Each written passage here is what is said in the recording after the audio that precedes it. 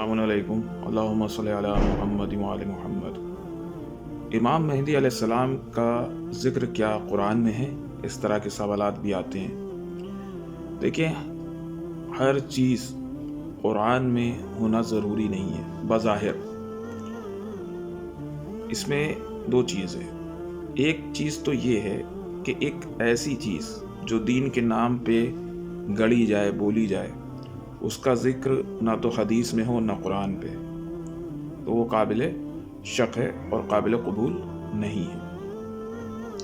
دوسری چیز، احادیث اگر موجود ہے اور قرآن میں اس کا ذکر نہیں ہے تو ان احادیث کو قرآن پہ پرکھا جائے گا کہ آیا یہ قرآن پر جو ہے وہ یعنی قرآن کے مطابق اتر رہی ہے بات یا قرآن کے خلاف ہے۔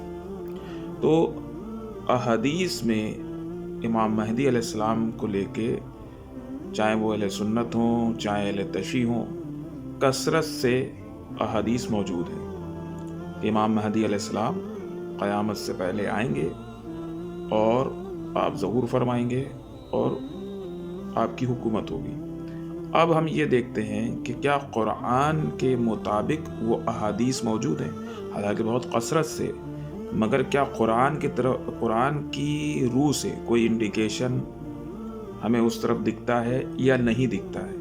قرآن کے بات خلاف ہے یا قرآن کے پیمانے پہ اتر رہی ہے؟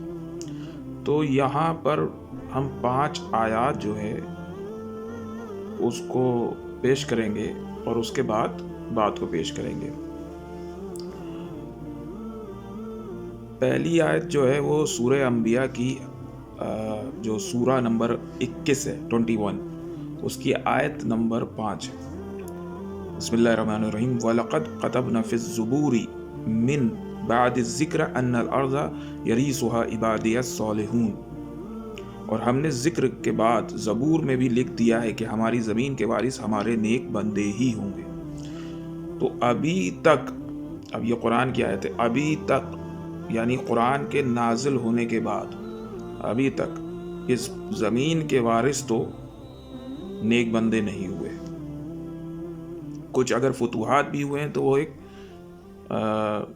محدود دائرے تک ہوئے، کچھ حکومتوں تک ہوئے، مگر اللہ یہاں پہ کہہ رہا ہے کہ اس زمین کے وارث جو ہیں وہ ہمارے نیک بندے ہوں گے۔ یا اسی طریقے سے سورہ نمبر 28 جو کہ سورہ قصص ہے، اس کی آیت نمبر 5 ہے۔ اچھا، سورہ بقرہ، وہ سورہ جو میں نے ابھی یہ جو آیت پڑھی وہ سورہ انبیاء کی آیت نمبر 105 تھی، یہ سورہ قصص کی آیت نمبر 5 ہے، اور سورہ قصص 28ویں سورہ ہے۔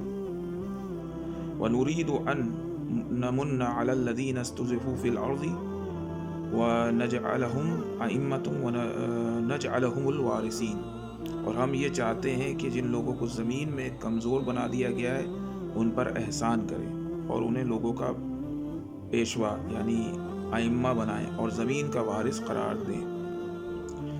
تو اللہ نے جو ہے وہ کہا ہے کہ ہم جن لوگوں کو کمزور کر دیا گیا ہے ہم ان کو اس زمین کا وارث قرار دیں گے۔